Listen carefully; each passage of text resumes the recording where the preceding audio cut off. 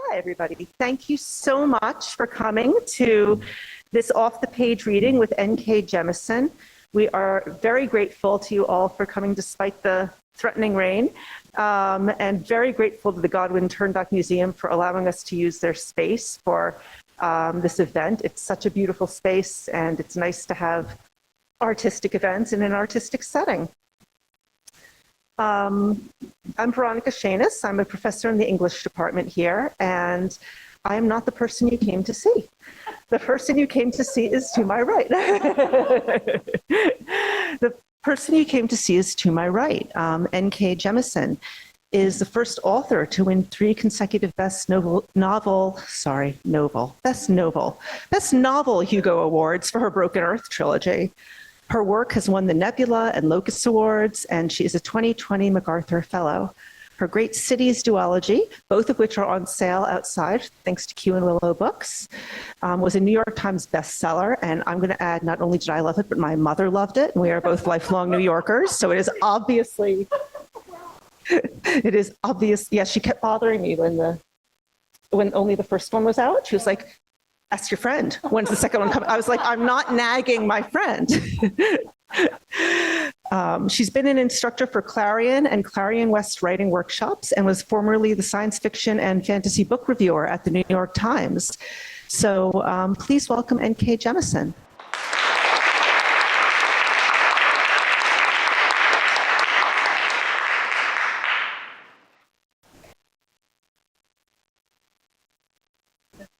Before I got up, whoops. Oh no. Oh, I think the microphones might be closed. Hi, folks. How are you? Thank you for coming to the event, and I hope that I am able to entertain you with both the reading and with whatever answers that I give to your questions later on. I will not try to be purposefully entertaining. I will scratch that. I will try to be purposefully and not unintentionally entertaining. I'll do the best that I can. All right, so I'm going to be reading from chapter 7 of The City We Became, which is the chapter that introduces the character of Queens. So because this book does require a little bit, and it's about halfway through the book, I'll just give you a brief explanation. No spoilers. But basically, the story takes place in New York City in the modern day. But it turns out that when a city gets big enough, developed enough, culturally relevant enough, there are enough legends about it, there are enough songs about it, yada, yada, yada, it eventually becomes alive in a kind of magical birth process.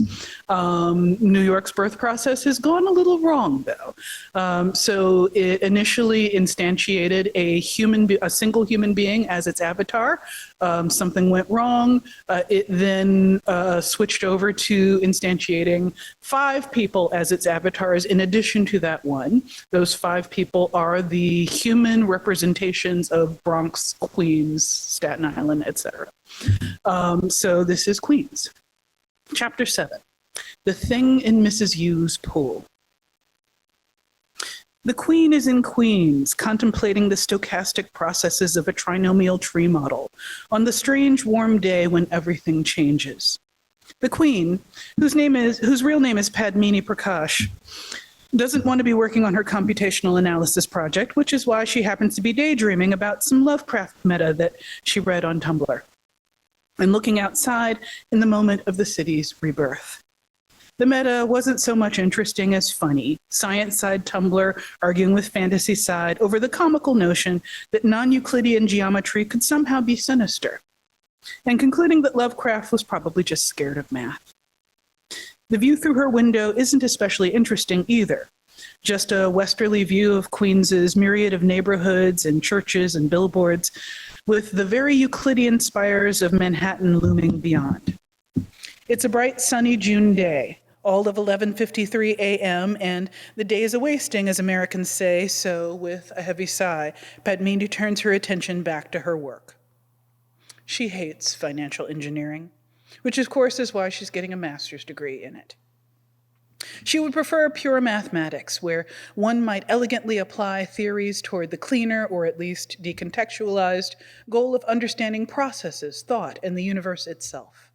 But it's a lot harder to get a job in math than finance these days, especially with the H-1B lottery getting tighter and the ICE Gestapo waiting to swoop in on any pretext, so here she is. Then something, instinct maybe, prompts Padmini to look up again. Thus, she is staring directly at the Manhattan horizon in the precise moment when a titanic tentacle curls up from the East River and smashes the Williamsburg Bridge. Ooh. In the wake of what happened in Baltimore, I apologize. I did not think about the possible impact of this segment. So I hope that if anyone here is from or has people in Baltimore, I hope your folks are okay. I apologize for the interruption. Anyhow, she doesn't actually know which bridge it is at first. She can't remember one from another. Still, the tentacle must be pretty big for her to be able to discern that it's a tentacle at all. That's not real, she thinks, with the instant scorn of any true New Yorker. Just 2 days before, big white film production trailers took over her entire block. That happens all the bloody time these days because movie people invariably seem to want multicultural working-class New York as backdrop for all their all-white upper-class dramedies, which means Queens, since East New York is still too black for their tastes and the Bronx has a reputation. Given that the tentacle is enormous but translucent, rising above the waterfront condos of Long Island City and flickering like a poorly connected monitor or cheap special effects, naturally Padmini concludes that it's some kind of hoax. 2012 called, it wants the Tupac hologram back, something like that. And then she giggles, inordinately pleased by her own cleverness. Math queen's got jokes. But the tentacle is awfully heavy-looking as it strikes the bridge. Padmini must conclude that they got that detail right in the special effects. Heavy masses displace air more than smaller things, and the lag caused by that much friction would make for visibly sluggish momentum. This tentacle is going just a little too fast to be in free fall. But Padmini figures they can tweak that in post-production. Or maybe they'll play it off by saying the tentacle is just phenomenally strong. That wouldn't ruin the audience's suspension of disbelief. As the tentacle hits the bridge twists up in holographic silence. But an instant later, the wind shifts and carries with it the sound of metal tearing and concrete cracking and horns blowing. Padmini's apartment building shudders, and now there are screams, Dopplered by distance but unmistakable. All the way in Jackson Heights, miles from Williamsburg, even as the crow flies, Padmini can hear screams. Then riding somewhere behind that sound wave comes a wave of emotion, anticipation, dread, and excitement. Something is wrong, but also right. All around her, there is a sudden and intense rightness, shivering through the trees of her building's backyard and thrumming up through the old frame house's foundation. Dust puffs through cracks in the walls. She inhales the faint scent of mildew and rat droppings, and it's disgusting, but it's right. At her desk, she pushes herself up, driven to her feet by restlessness. In the same instant, not long off, a subway goes by along one of the elevated tracks. For an instant, she is rushing along with the train, is the train. Fast, powerful, aching for a coating of graffiti along her sleek but boring silver skin. And then she is just herself. Just a tired young graduate student, past her prime at the ripe old age of 25, according to fashion magazines, leaning close to the window of a borrowed bedroom and trying to understand how the world has suddenly changed. All at once, her mouth goes dry with the instinctive awareness that something else is wrong, and this time it's a lot closer than the East River. Near. Here. Her head whips about almost of its own volition, almost as if something has taken hold of her ponytail and yanked on it to direct her attention where it is needed. There, the backyard. Not the one attached to her own building, which is paved over and contains only weeds in the rusted-out barrel of their downstairs neighbor's former barbecue pit. The one next door. Mrs. Yu lives in that garden apartment, and she's decided that a backyard needs a pool, probably because she used to live in Texas, where that was a thing people did. It's just a little above ground thing, dingy and cracked after only two New York winters. At barely more than 8 feet wide, it takes up nearly the entirety of the yard. Still, on a hot June day, two of Mrs. Yu's grandsons are hard at play in the water, giggling and squealing so loudly enough to almost drown out the screams from Williamsburg.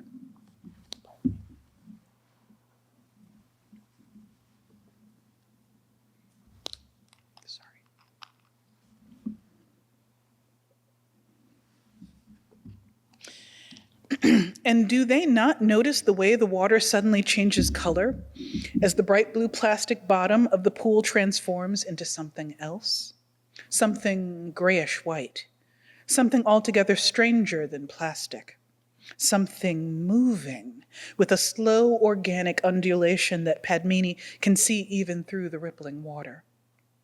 No, they don't notice because they are unironically playing Marco Polo, yelling at each other in a mix of Mandarin and English, and splashing wildly to get away from each other. One's got his eyes closed, the other is fixated on the first, but neither has put his feet down to the pool bottom. They're small boys, but the pool is tiny, too. They're going to touch the bottom eventually. Padmini is up from the desk and tearing through the apartment to reach the door before she can think. If she did think, she would decide that she's being foolish. If her conscious mind were fully engaged, she would tell herself that even if her sudden, intense belief about touching the grayness at the bottom of the pool is rooted in any sort of truth, she cannot possibly make it to the ground level and to Mrs. Yu's front door in time.